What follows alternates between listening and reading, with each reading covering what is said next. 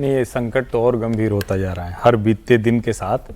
जैसे बंगाल का नया, कुणाल जी को तो ऐसा नहीं करना हाँ मतलब उनको नहीं करना चाहिए था, लेकिन अब अगर हम ये कहें कि उनको नहीं करना चाहिए तो किसको करना चाहिए क्योंकि सारे तो ममता जी के ही लोग हैं, उनके प्रिय लोग हैं, उनके बड़े। इस्तीफा भी दे दिया। हाँ, फिराद हकीम ने मेयर से त्याग पत्र दे दिया। देखिए कुल मिलाकर क्या है, राजनीति में नेता के पीछे जनता खड़ी होती है जब उसको लगता है कि नेता जनता का विश्वास जीतता है। जिस दिन नेता जनता का विश्वास एक तरह से कहें कि उसके प्रति खत्म होने लगता है, तो जो पीछे वाले लोग हैं उनको लगता है कि अच्छा हमारा तो सत्ता से दूरी लगातार बढ़ती जाएगी। विपक्ष में भी तभी नेता के साथ जनता या नेता खड़े होते हैं दूसरे छोटे वाले, जब उनको लगता है कि ये आने वाले समय में सत्ता में जाए, क्योंकि अल्टीमेट क्या है, अल्टीमेट गोल तो सबका सत्ता है। अब हर किसी को लग रहा है कि ममता बनर्जी की राजनीतिक पारी का समापन हो चुका है। ठीक है, मतलब वो चलती रहेंगी, कुछ कुछ होता रहेगा, कुछ दो चार लोग हो सकता है जीतते रहे, पार्टी भी बनी रहे, लेकिन ममता बनर्जी और उनकी पार्टी तृणमूल कांग्रेस का ये राजनीतिक अवसान हो गया।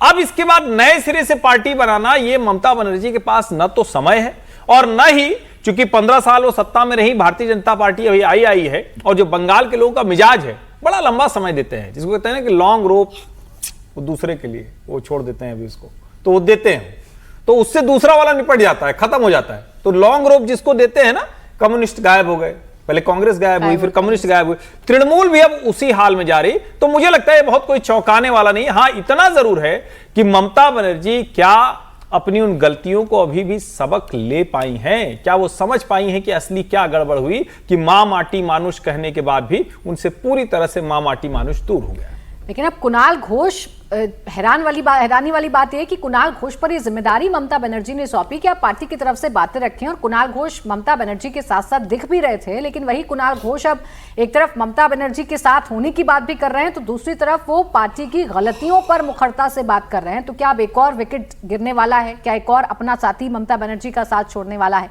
जिसकी शुरुआत किसने की थी? ऋतव्रत बनर्जी ने की थी। उन्होंने ही सबसे बड़ा झटका ममता बनर्जी को दिया था। ममता ने उन्हें पार्टी से निष्कासित कर दिया, लेकिन टीएमसी के 58 विधायक उनके साथ हैं। स्पीकर ने ऋतव्रत को लीडर ऑफ अपोजिशन की मान्यता भी दे दी है। इस बीच ऋतव्रत बनर्जी का दावा है कि अभी और विधायक उनके साथ जुड़ने को तैयार हैं। मैं एक ही बात कहूंगा, जहां तक हमारे आंकड़ा का सवाल है, वो आंकड़ा बढ़ता जाएगा। जो आंकड़ा हम लोग प्रेजेंट किए थे 2/3 से ज़्यादा, काफ़ी सारे ज़्यादा, वो जो आंकड़ा है, जब आप लोग से मिलेंगे, विधानसभा का अधिवेशन जो होगा, वो आंकड़ा ऊपर जाएगा और आगे जाएगा। देखिए 80 में से 58 विधायक तो तोड़ ही लिए हैं। अब 58 में कितनी संख्या प्लस होगी, और ममता बनर्जी के साथ, ममता बनर्जी के पास समीर जी कुछ बचेगा कि नहीं बचेगा, छोड़ेंगे कि नहीं छोड़ेंगे ऋतव्रत बनर्जी? देखिए, विधानसभा के अंदर जिस तरीके से 58 विधायकों ने एक अलग गुट बना लिया और एलओपी की मान्यता ले ली, अब ममता बनर्जी के सामने सबसे बड़ी चुनौती है अपने लोकसभा के सांसदों और राज्यसभा सांसदों को बचा के रखने की। और ममता बनर्जी की वही कोशिश है कि मेरा कम से कम लोकसभा और राज्यसभा में मेरा जो दखल है कि लोकसभा में 28 सांसद है और राज्यसभा में 13 सांसद है, वो ना टूटे। लेकिन खबर ये आ रही है कि कल इस बात की संभावना है कि रविवार या सोमवार को 18 से 20 टीएमसी के लोकसभा के सांसद लोकसभा स्पीकर से मुलाकात करने वाले। तो क्या अलग गुट लोकसभा के अंदर बनने के जा रहा है? ममता बनर्जी ने जिस तरीके से कल बैठक बुलाई थी, उसमें सिर्फ 8 सांसद ममता बनर्जी के पहुंचे।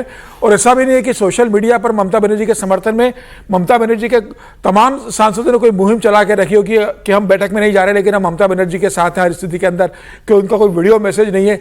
जिस तरीके से उन लोगों ने पूरी तरीके से चुप्पी साध ली है, ये बता रहा है कि पार्टी के अंदर लोकसभा का भी एक बड़ा वर्ग, अभिषेक बनर्जी जो लोकसभा में पार्टी के नेता, उनके खिलाफ एकजुट है।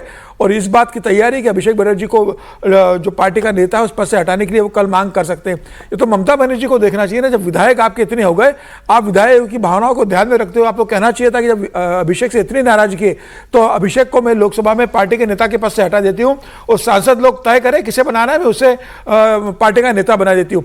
ममता बनर्जी इतना हारने के बाद भी विधायकों से कहती है कि अभिषेक के सम्मान में आप स्टैंडिंग ओवेशन दीजिए। अभिषेक बनर्जी जो कहते हैं ममता बनर्जी वह करती है।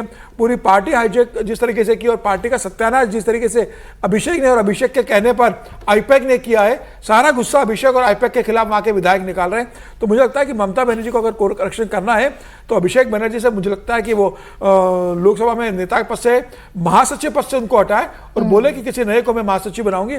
अगर ममता बनर्जी दिशा में बढ़ती है तो माना जा सकता है कि ममता बनर्जी पार्टी बचाने को लेकर गंभीर है। लेकिन फिलहाल लगता है कि ममता बनर्जी अपनी जिद पर अड़ी हुई है और ममता बनर्जी को लगता है कि भले ही विधायक चला जाए, जनता मेरे साथ है, चुनाव होंगे तो मेरे नाम पर वोट मिलेगा। तो समीर जी, ममता ऐसा लग रहा है बनर्जी कि का यह वहम भी अगले चुनाव में टूट जाएगा। उनके हाथ से सब कुछ निकल रहा है, ममता बनर्जी देख रही हैं, सब कुछ समझ रही हैं, नाराजगी भी समझ में आ रही है, लेकिन कुछ कर नहीं पा रही हैं क्योंकि सामने अभिषेक बैनर्जी हैं। अभिषेक बैनर्जी के खिलाफ ये गुस्सा है, अब उनको हटाएं तो कैसे हटाएं, ये भी एक बड़ी समस्या ममता बनर्जी के सामने है। बहरहाल एक छोटा सा ब्रेक ले रहे हैं। बोलूं मैं, मेरे को ऐसी याद है, मतलब इस रेफरेंस में है, डायरेक्ट नहीं है, कि महाभारत में भीष्म पितामह युधिष्ठिर को कहते हैं कि राजा को जो सबसे भरोसेमंद आदमी है ना, अपना जो सबसे भरोसेमंद आदमी है, उस पर भी पूरा भरोसा नहीं करना चाहिए।